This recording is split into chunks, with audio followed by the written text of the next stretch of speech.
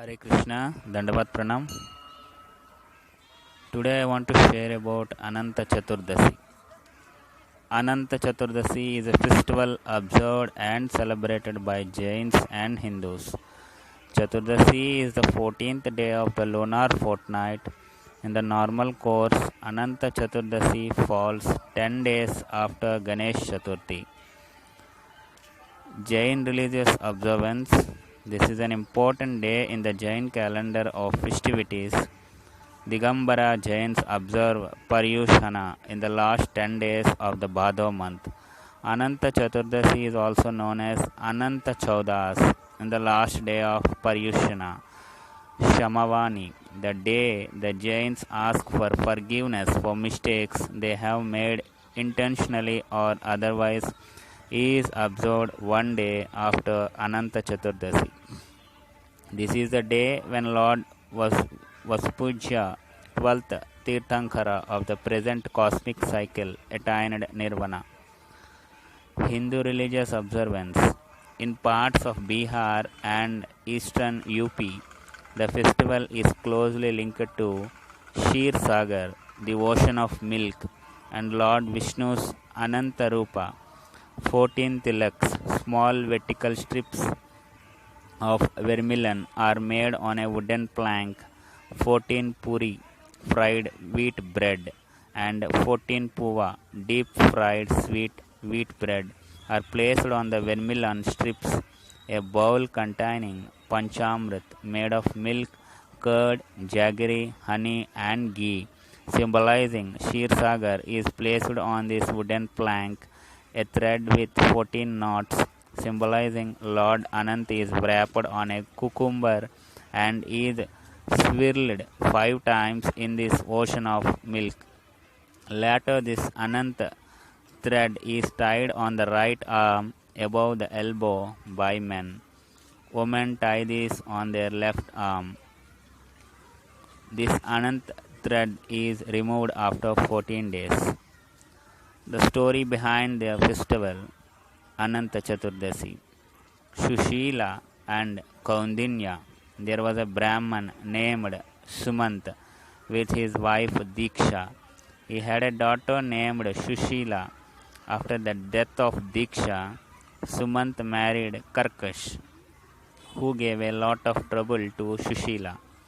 Shushila married Kaundinya and they decided to leave the house to avoid the harassment of the stepmother. On the way, they stopped near a river. Kaundinya went to take bath. Shushila joined a group of women who were worshipping.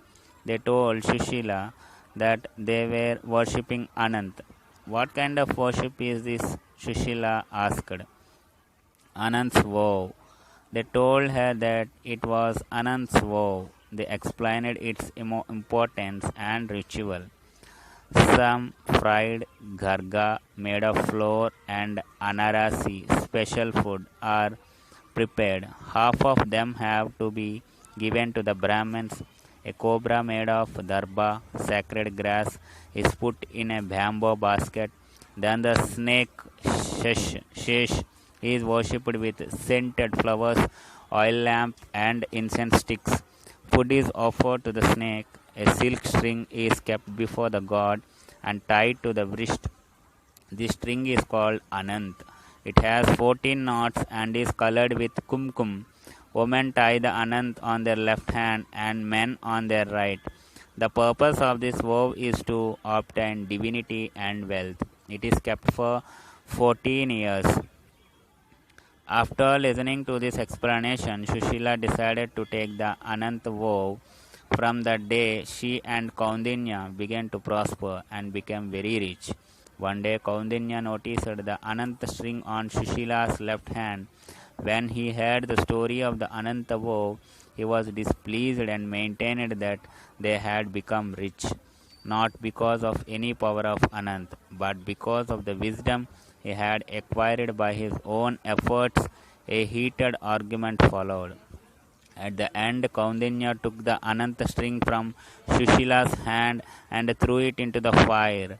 After this, all sorts of calamities happened in their life and they were reduced to extreme poverty.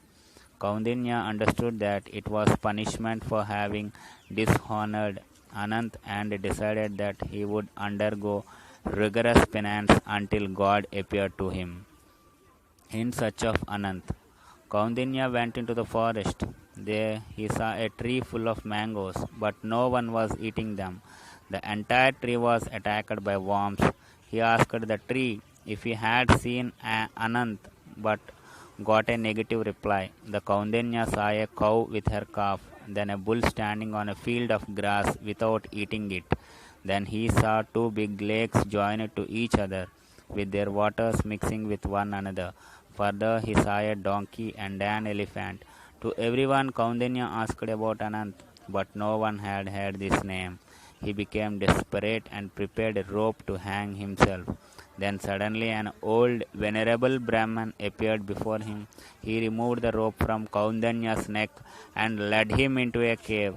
At first it was very dark, but then a bright light appeared and they reached a big palace.